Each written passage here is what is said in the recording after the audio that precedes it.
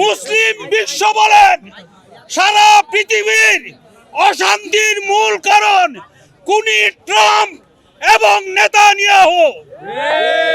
তাই এই মানবতার শত্রু, বিশ্বের শত্রু, মানুষের শত্রু ট্রাম্প এবং নেতানিয়াহুর বিরুদ্ধে আমাদের সারা বিশ্ব বিবেককে জাগ্রত করতে হবে।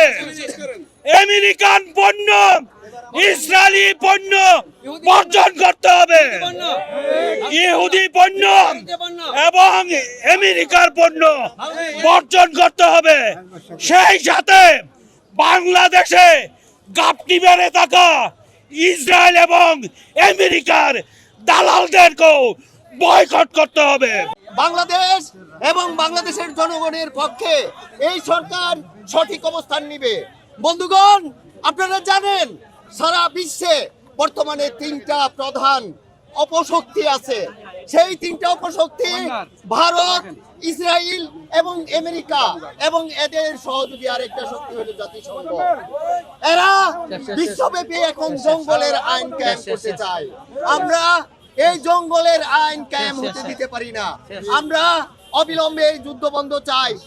মার্কিন যুক্তরাষ্ট্রের প্রধান সেনাপতিকে বরখাস্ত করা হয়েছে, অর্থাৎ ইরানের তাদের যে ব্যর্থতা, সেই ব্যর্থতা ঢাকার জন্য এবং তারা যে যুদ্ধে হেরে যাচ্ছে সেটাকে কভার করার জন্য এই তো 10 ঘন্টা আগে মার্কিন সামরিক বাহিনীর প্রধানকে বরখাস্ত করা হয়েছে।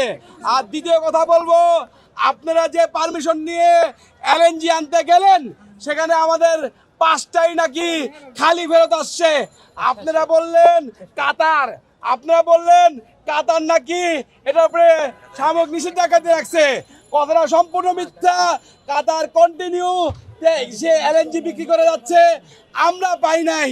কেন আমরা পাই নাই এটা আমাদের সরকার জবাবদিহিতা করতে হবে।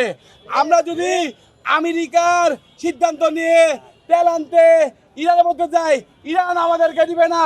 অতএব এখানে আমাদের পররাষ্ট্রনীতি ঠিক করতে হবে।